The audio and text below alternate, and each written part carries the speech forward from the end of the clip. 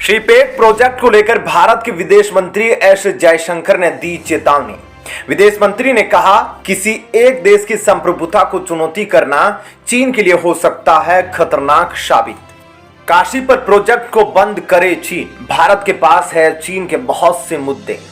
जी हां दोस्तों, भारत के विदेश मंत्री एस जयशंकर ने शीपेक को लेकर चीन को जमकर सुनाया है और नसीहत भी दी है। दोस्तों, उन्होंने कहा कि संघाई सहयोग संगठन के क्षेत्र में आने वाले प्रोजेक्ट को लेकर चीन को इस बात का ध्यान रखना चाहिए कि किसी भी देश की अखंडता और संप्रभुता को नुकसान ना पहुंचे।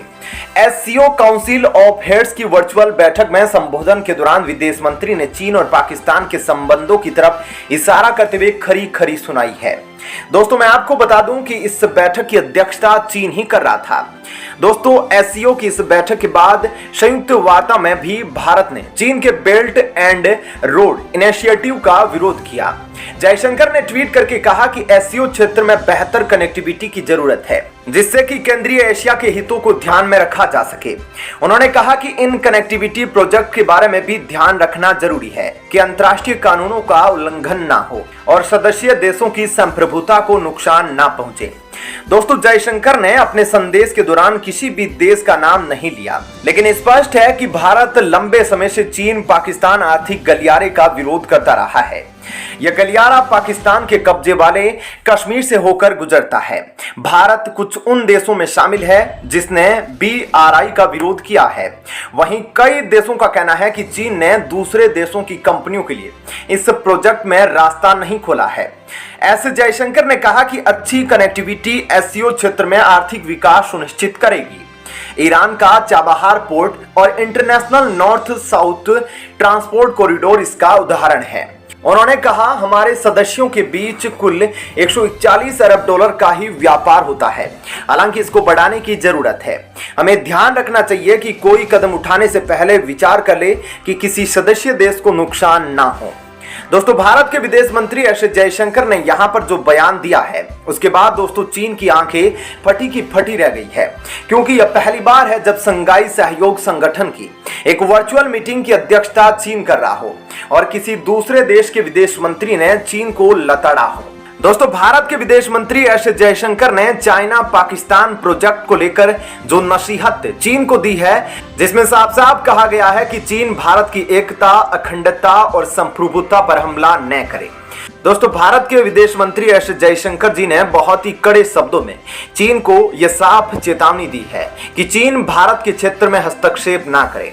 पाक अधिकृत कश्मीर, जहां से चीन पाकिस्तान इकोनॉमिक कॉरिडोर प्रोजेक्ट होकर गुजर रहा है, उसको लेकर भारत ने कई बार चीन को कहा है कि चीन का यह प्रोजेक्ट एक ऐसे क्षेत्र में है जो दो देशों के बीच विवाद का क्षेत्र है और जो भारत इसको अपने लद्दाख का एक महत्वपूर्ण क्षेत्र मानता है। और साथ ही भारत ने अपने लोकसभा चुनाव में भी इस क्षेत्र के लिए सीटें आरक्षित कर रखी है।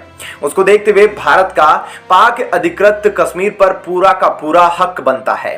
दरअसल दोस्तों, यहां पर विदेश मंत्री एस जयशंकर जी ने अपने बयान में जाते जाते चीन को यह चेतावनी दी है कि यदि चीन भारत के क्षेत्र या भारत की संप्रभुता के साथ खेलेगा तो भारत के पास चीन से जुड़े कई मुद्दे हैं और दोस्तों यह बात चीन भी जानता है। दोस्तों, भारत के विदेश मंत्री एस जयशंकर जी ने अपने बयान में कहा कि चीन को दूसरे देशों के अंतर्राष्ट्रीय मुद्दों से बचना चाहिए। यह बयान देकर जयशंकर जी ने चीन को यह साफ संकेत दिया कि यदि चीन पाक अधिकृत कश्मीर का मुद्दा संयुक्त राष्ट्र संघ में उठाएगा तो भारत के पास चीन की आंतरिक अंतर्राष्ट्रीय नीति से जुड़े कई मुद्दे हैं, जिनको लेकर अंतर्राष्ट्रीय संगठनों में और संयुक्त राष्ट्र संगठन में भारत चीन की बखियां उधेड़ सकता है। और दोस्तों, यह बात चीन भी जानता है कि भारत के पास चीन की कमजोरी जैसे कई मुद्दे हैं, जैसे कि तिब्बत का स्वायत्त क्षेत्र, ताइवान, हांगकांग, जापान के साथ चीन को लेकर विवाद, दक्षिणी चीन सागर, शिनजियांग प्रांत में उइगर मुसलमान आदि।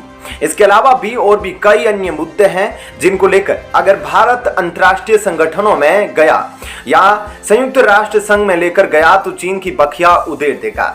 लेकिन दोस्तों भारत यह चाहता नहीं और इसका उदाहरण आपने हाल ही में देखा होगा जब अमेरिका और पश्चिमी यूरोपीय देशों द्वारा संयुक्त राष्ट्र संघ में जब एक प्रस्ताव लाया गया जिसका मुद्दा यह था कि चीन के द्वारा जो शिनजियांग प्रांत में उइगर मुसलमानों पर अत्याचार हो रहे हैं उस पर बातचीत करने का प्रस्ताव था। तो दोस्तों जब इस प्रस्ताव पर वोटिंग हुई, बातचीत होनी थी, तो भारत ने वोटिंग से अपने आप को बाहर कर लिया और यह चीन को एक तरफ से साफ साफ संदेश था कि भारत की चीन से कोई जाति दुश्मनी नहीं है, लेकिन भारत किसी भी देश के आंतरिक मुद्दे का अंतर्राष्ट्रीयकरण नहीं करना चाहता। और दोस्तों भारत के वोटिंग से बाहर होने का परिणाम यह निकला कि प्रस्ताव चीन के पक्ष में गया और यह प्रस्ताव आने से पहले ही फेल हो गया। और दोस्तों अगर आप इसमें वोटिंग का परिणाम देखेंगे तो चीन 1917 से वोटिंग जीता था, यानी कि चीन को मिले 19 वोट और अमेरिका को मिले थे 17 वोट। अब दोस्तों आप अंदाजा लगा सकते हैं कि अगर यदि भारत चीन के खिलाफ वोट कर देता तो कोई भी अन्य देश से भारत एक वोट करवा देता तो चीन का क्या हाल होता। दोस्तों अंतर्राष्ट्रीय स्तर पर भारत की ताकत क्या है और भारत की कूटनीतिक शक्ति क्या है, इस बात से चीन भली भांति परिचित है।